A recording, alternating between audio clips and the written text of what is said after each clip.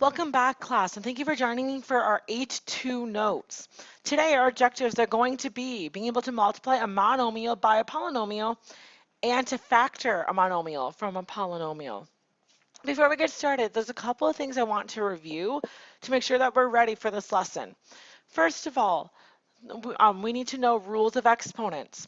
X times x. Well, remember, I taught us, think of this like x to the first, x to the first. When you're multiplying, you add the bases. So 1 plus 1 gives us 2. I'm sorry, you add the exponents is what I meant. X squared times x squared. 2 plus 2 gives us 4. Now remembering, the base stays the same. Do not change the base here, only the exponents. When we keep moving on, here first we take 3 times negative 2 to get negative 6. And now x cubed times x to the first, 3 plus 1 gives us an x to the 4. The next property I need us to remember is going to be the distributive property. So for this last one, I need to distribute this 4 to both the negative x and the 5 to give us negative 4x plus 20. So if we have those skills, we are going to be good and ready for today's notes. Now, just as another quick reminder, when you're multiplying those like bases, you add the exponents. I can't stress that enough. I saw quite a few mistakes on that on the quiz. So please make sure you are adding the exponents. Now let's recall, what is a monomial? Now a monomial is a single term of a polynomial. So essentially it is a variable multiplied by a coefficient. So you can have things like x squared as a monomial,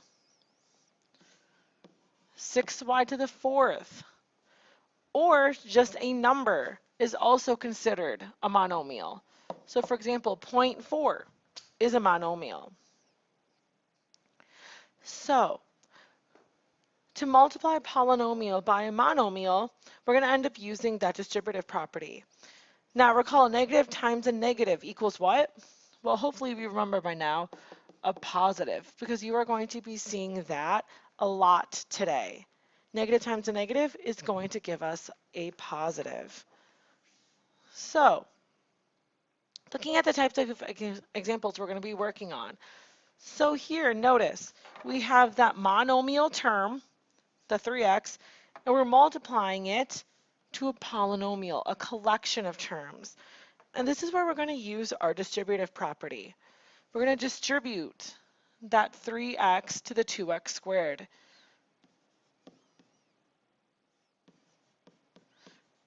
We're going to distribute the 3x to the negative x. And we're going to distribute that 3x to the 4. Right?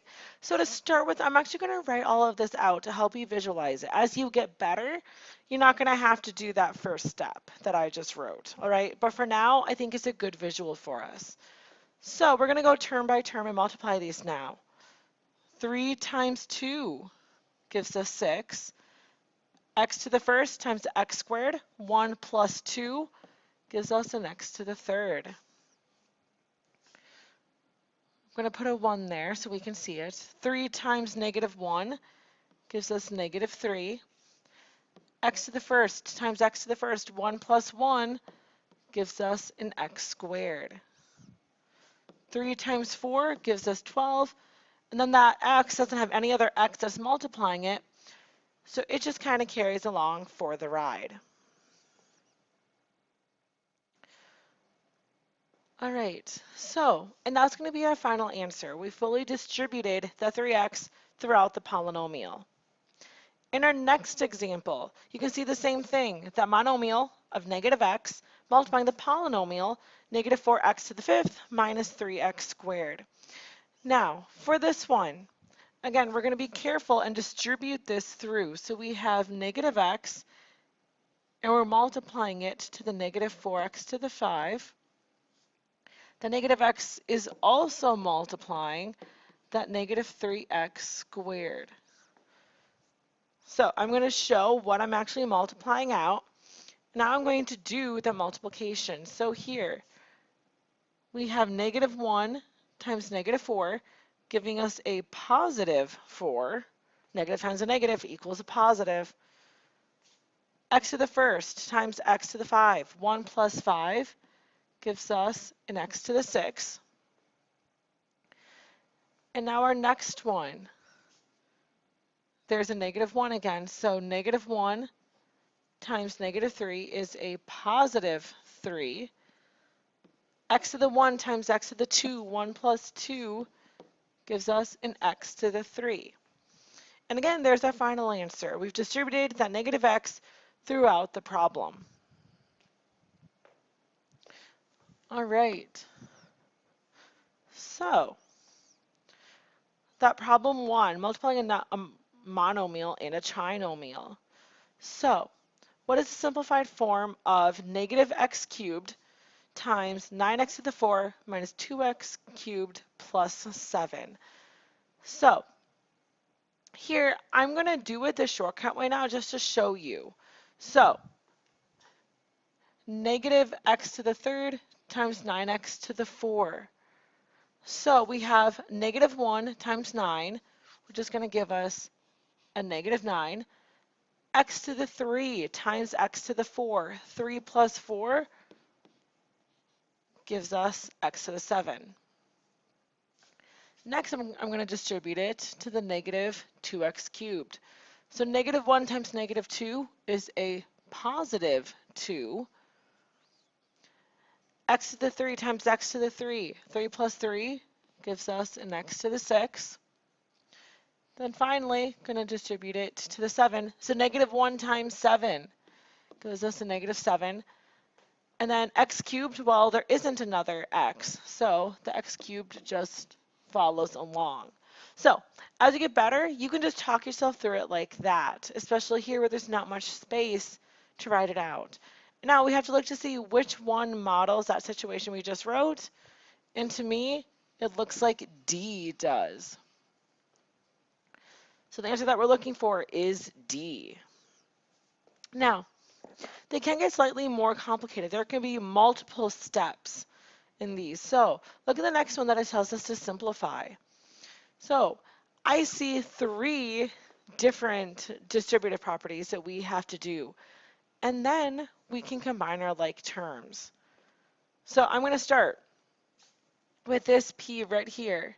So that is a 1p, and I'm going to distribute it through. So 1p times 3p. Both of those are p to the first. So first, 1 times 3 gives me 3. P to the first times p to the first gives me a p squared. It also has to distribute to that negative 5. So 1 times negative 5 leaves us with a negative 5. P to the first times, well, there's no p with the 5, so the p is just going to stay along for the ride. So there's our first parenthesis for us. So I'm just going to indicate that so you know where each piece is coming from. Next, I'm going to distribute that negative 2p into its parenthesis. And again, both of those are p to the firsts, so I'm going to distribute that. Negative 2 times 1 gives me a negative 2. P to the first times p to the first gives me p squared. Going to distribute it there. Negative 2p times negative 4. So negative 2 times negative 4 is a positive 8. Then we have that p to the first, and there's no p connected to the negative 4, so it just stays a p. And again, just to keep these straight, where they're coming from, I'm going to put them in parentheses so you can tell. All right, and last parenthesis, we have a negative 1 that is distributing. So negative 1 times p is a negative p. Negative 1 times positive 1 is a negative 1. All right, so we have that completely distributed out. So now the next thing we can do is combine our like terms. So I'm going to start identifying what are the like terms here. Well, I see 3p squared and negative 2p squared. Remember, when I use the word like terms, I'm looking for same variable, same exponent. So 3p squared minus 2p squared. Well, 3 minus 2 leaves me just 1p squared. So remember, when we get to this point, we're no longer changing exponents. When combining like terms, you're not changing the exponents anymore. Think of this, like I have 3p squareds, I'm taking 2p squareds away. So how many p squareds do I have? Well, I have 1 left. And again, remember, you don't even have to show that 1. You could just call that p squared. Next, I'm looking at my p's. So negative 5p, 8p, and negative 1p. So I have negative 5p's here. I'm adding 8 on. So from there, I have 3p's minus 1p, 3 minus 1. I'm going to have 2p's left. And then finally, at the very end, the only constant term that I have is that negative 1. All right, so I think I'm actually going to wrap it up there so we can do the word problems together in class. So thank you for joining me for this notes video, and I look forward to finishing it with you in class.